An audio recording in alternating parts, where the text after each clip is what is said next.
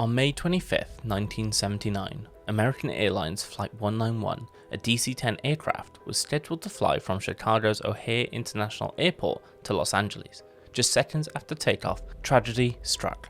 The left engine and strut assembly tore away from the wing, leaving the flight crew to face a catastrophic failure. The plane, now critically unbalanced, began to roll left, plunging toward the ground. Within moments, Flight 191 crashed, killing all 271 passengers and crew on board. This was not just a mechanical failure, but a tragedy with far-reaching consequences for the aviation industry. What went so terribly wrong that day? How did an error on the ground lead to one of the deadliest aviation accidents in US history? Today, we explore the flight files of American Airlines Flight 191. Hello everyone and welcome to the Flight Files. I'm your host Dan, and today we are taking a look into American Airlines Flight 191. Before I get into the episode, if you enjoy the podcast and want to see more, head on over to theflightfiles.com. Now, let's jump in. Flight 191 was a scheduled passenger flight from Chicago's O'Hare International Airport to Los Angeles International Airport. The aircraft involved, a McDonnell Douglas DC-10, had been in service for nearly 8 years. It had accumulated more than 20,000 flight hours at the time of the incident and had undergone routine maintenance just weeks before the flight. On May 25, 1979, the weather at O'Hare was clear and calm, ideal conditions for a routine takeoff. Flight 191 was fully booked, carrying 258 passengers and 13 crew members, including 3 highly experienced flight crew members. Captain Walter Lutz had more than 22,000 flight hours, including significant time on the DC-10, while First Officer James Dillard and Flight Engineer Alfred Udovich also had extensive experience in commercial aviation. The aircraft was powered by 3 General Electric CF6 6D engines, 2 mounted under the wings and 1 in the tail. These engines had been a standard choice for many wide-body jets of that era. American Airlines had performed a regular maintenance procedure on the DC-10's left engine just weeks earlier. This routine procedure involved the removal and reinstallation of the engine and its pylon assembly, which had been done using a forklift, an alternative method intended to save time. Unfortunately, this process caused unseen structural damage to the pylon assembly, weakening it in a way that would later prove catastrophic. The DC-10 had been a subject of debate in the aviation community prior to this event. Some industry observers had raised concerns over its design, particularly its reliance on hydraulic systems and the positioning of its engines. Nonetheless, the aircraft had completed thousands of successful flights worldwide by 1979, and it was considered a reliable workhorse in fleets of major airlines. As Flight 191 taxied onto the runway at O'Hare that afternoon, there were no immediate indications of a problem. The aircraft performed its pre-flight checks without issue, and the crew had no reason to suspect that anything was amiss. After receiving clearance from air traffic control, the DC-10 began its takeoff roll, accelerating down the runway with all systems appearing to function normally. However, what the crew and passengers could not see was the invisible damage caused by the forklift maintenance weeks earlier. This damage would manifest itself in the most critical moment of flight, during the takeoff, when the full weight and stress of the aircraft were applied to its structure. With the crew completely unaware, the flight continued as expected until a critical point after liftoff. This ordinary flight would soon turn into a tragedy that would forever change aviation safety protocols. At 2:59 p.m. on May 25, 1979, American Airlines Flight 191 began its takeoff roll on runway 32 right at Chicago O'Hare International Airport. The DC-10 accelerated smoothly with no indication of any issues as it neared its rotation speed, the point at which the nose would lift off the runway. However, as the aircraft reached this critical speed and began to lift off the ground, disaster struck. Approximately 1 second before the aircraft became fully airborne, the left engine, along with its pylon assembly, separated from the wing. The entire structure, engine and pylon, flipped over the top of the wing and fell to the runway. This was not just a simple engine failure. The engine separation caused significant damage to the wing itself, including severing hydraulic lines that controlled crucial flight systems. When the left engine tore away, it damaged the hydraulic systems responsible for controlling the outboard leading edge slats on the left wing. The slats retracted automatically as a result of the hydraulic pressure loss, reducing the lift generated by the left wing. Compounding the problem, the electrical systems powered by the left engine also failed, leaving the crew without crucial instrumentation, including the captain's flight displays and warning systems. From the cockpit, Captain Lutz and his crew had no way of knowing the full extent of the damage. They were trained to respond to engine failures, but the loss of an entire engine and its pylon was beyond what standard procedures were designed to handle. As the plane climbed to about 300 feet, the crew followed standard engine failure protocols, assuming that the engine had merely stopped working, not realizing it had physically separated from the aircraft. This assumption led them to slow the aircraft to V2, the speed at which it was meant to continue climbing with one engine out. However, the retraction of the slats and the loss of hydraulic pressure had severely compromised the aerodynamics of the left wing. As the aircraft slowed to the prescribed V2 speed, the left wing stalled, meaning it could no longer generate enough lift to keep the plane level. The plane began to roll to the left, and within seconds, the roll became uncontrollable. Despite attempts by the crew to counteract the roll using ailerons and rudder, the DC-10 continued to bant sharply to the left. The nose of the plane also began to pitch downward, further worsening the situation. At approximately 330 feet above the ground and just 31 seconds after takeoff, Flight 191 was in an extreme left bank, nearly inverted. The aircraft struck the ground in a trailer park just outside the airport boundary. The impact was catastrophic, resulting in a massive explosion as the fuel-laden DC-10 crashed at high speed. All 271 people on board were killed instantly, and 2 people on the ground lost their lives as well. The site of the crash was devastated with debris scattered over a wide area. The speed and severity of the accident meant that there was no opportunity for an emergency response from the crew or passengers. From the moment the engine separated, Flight 191 was in an uncontrollable situation, with a series of cascading failures that no amount of pilot skill could have overcome. The aftermath of the crash left investigators with the daunting task of piecing together what went wrong in those fateful 31 seconds. With the plane's flight data and cockpit voice recorders recovered, along with eyewitness accounts, investigators began the long process of unraveling the mystery behind the catastrophic failure of Flight 191. In the days following the crash of American Airlines Flight 191, the National Transportation Safety Board, or the NTSB, launched a comprehensive investigation to determine the cause of the disaster.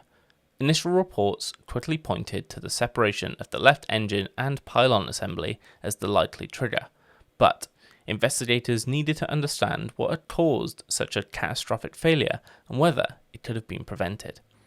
The wreckage provided critical clues. The engine and pylon assembly were found more than 1,500 feet from the rest of the crash site, having fallen off the plane just seconds before the crash. This finding confirmed that the left engine had separated before the aircraft lost control, but the big question was why. As the NTSB analysed the flight data and cockpit voice recorders, it became clear that the crew had followed proper procedures for an engine failure. However, these procedures were not designed to deal with the complete detachment of an engine and its pylon. The investigation shifted to understanding how this structural failure occurred. The focus quickly turned to the maintenance procedures carried out on the DC-10 just weeks before the accident.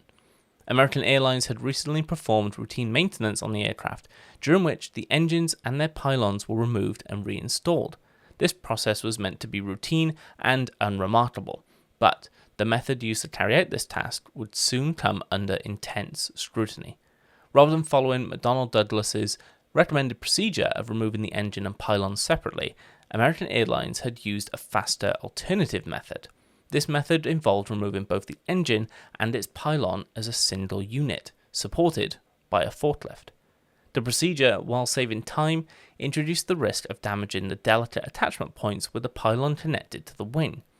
The NTSB's investigation found that during the reinstallation process, the forklift had inadvertently caused damage to the pylon structure, weakening it in a way that was not immediately visible during inspections. The damage was subtle and not immediately visible during routine inspections. However, it was enough to compromise the integrity of the pylon. As the aircraft took off, the stresses placed on the pylon exceeded its weakened capacity, causing it to break away from the wing. The NTSB's final report placed the blame for the crash on the improper maintenance procedures used by American Airlines. It noted that the airline's decision to use a forklift during the maintenance had directly led to the structural damage that caused the engine to separate. The report also criticized McDonnell Douglas for not providing clearer guidance on how to safely remove and reinstall the engines and pylons. Furthermore, the report raised questions about the lack of redundancy in the aircraft's design, specifically the hydraulic and electrical systems that were compromised when the engine detached. The loss of these systems meant that the crew was left with little chance of recovering from the situation once it had begun. The ramifications of the Flight 191 crash were immediate and far-reaching.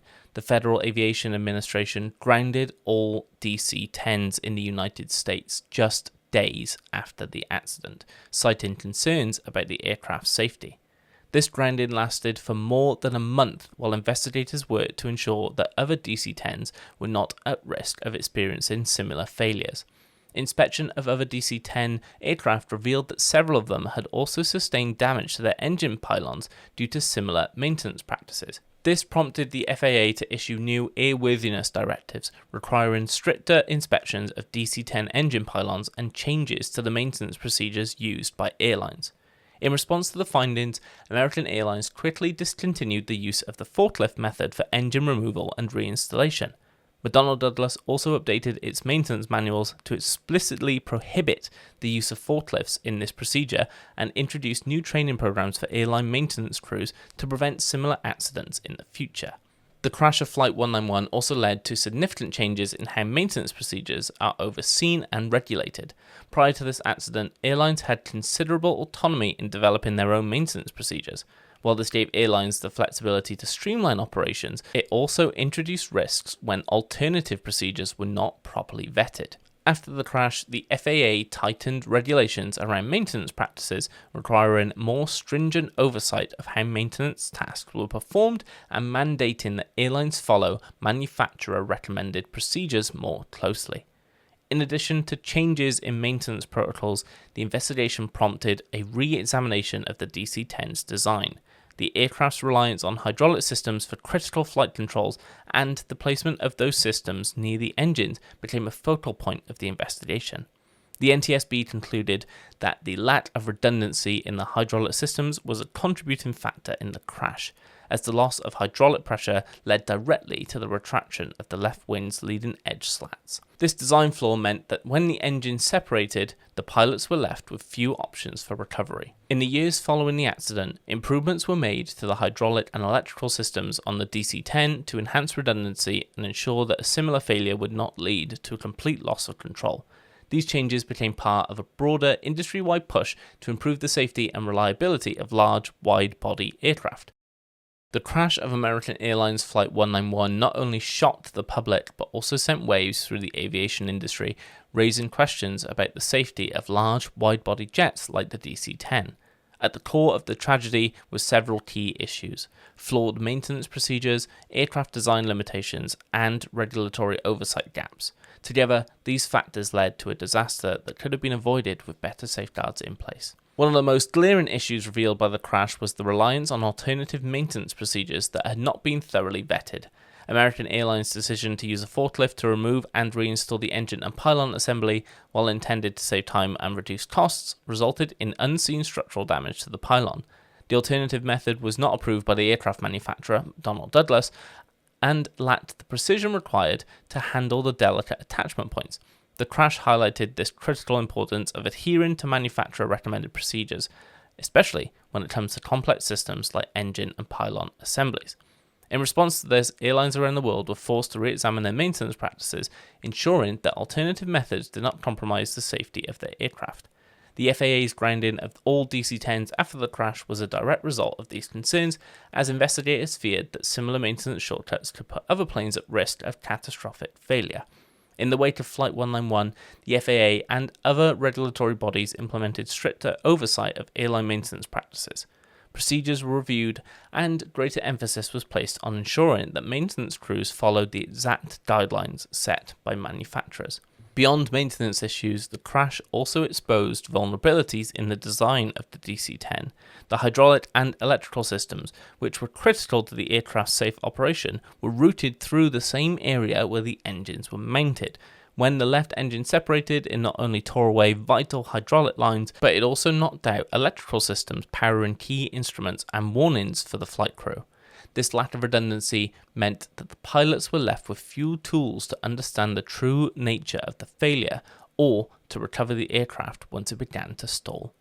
The incident forced aircraft manufacturers to reconsider the placement and redundancy of critical systems. In the years following the crash, new designs were required to incorporate more backup systems, ensuring that the failure of a single component would not cascade into a complete loss of control. The idea of fail-safes became more central to aircraft designs, with systems being required to have multiple levels of redundancy in case of malfunction. Additionally, the crash brought to light the importance of effective communication between airlines, manufacturers, and regulatory bodies. Prior to the Flight 191 disaster, there had been instances of similar damage occurring to DC-10 engine pylons during maintenance on other airlines' aircraft. These incidents were never reported to the FAA or to McDonnell Douglas, as they were dismissed as minor maintenance errors. Had this information been shared, the risk of a catastrophic failure could have been identified and addressed before the Flight 191 accident. As a result, the NTSB emphasized the need for open and timely communication regarding any maintenance-related issues that could affect the safety of aircraft operations. On a broader level, the crash also led to a re-evaluation of how maintenance errors and human factors could contribute to aviation disasters. While pilot error had often been the focus in many accidents, the Flight 191 tragedy underscored that errors made during routine maintenance could be just as deadly. Airlines were encouraged to invest more in training their maintenance personnel and to implement better systems for inspecting aircraft after major work had been performed. In terms of regulatory changes, one of the most significant outcomes of the Flight 191 investigation was the tightening of oversight on airline maintenance practices. The FAA introduced new rules that required airlines to follow manufacturer-approved maintenance procedures more closely. This reduced the risk of airlines implementing their own time-saving methods that could compromise safety. Furthermore, the FAA strengthened its own inspection protocols, ensuring that airlines' maintenance procedures were regularly audited and that any deviations from recommended practices were flagged for review. The Flight 191 disaster also left a lasting impact on the public's perception of aviation safety. In the aftermath, many passengers were hesitant to fly on DC-10s, leading to a temporary decline in demand for flights using the aircraft. The grounding of the DC-10 fleet and the extensive media coverage of the crash led to widespread concerns about the safety of large aircraft in general. It took years of safety improvements and regulatory changes to restore public confidence in wide-body jets. Despite the tragedy, the lesson learned in Flight 191 ultimately contributed to the development of safer, more reliable aircraft. The improvements in maintenance procedures, redundancy in aircraft systems, and regulatory oversight that followed the crash have made air travel significantly safer. Today, incidents involving catastrophic structural failures are exceedingly rare, thanks in large part to the changes implemented after the Flight 191 investigation. The crash of American Airlines Flight 191 highlights how crucial it is for every detail in aviation, from maintenance to design, to be handled with precision. This tragedy prompted major changes in how airlines and manufacturers approach safety, leading to stricter maintenance procedures and improved redundancy in aircraft systems. These advancements have played a key role in making modern air travel significantly safer. Thank you for joining us as we explored the flight files of American Airlines Flight 191. Be sure to follow and subscribe to stay updated on future episodes.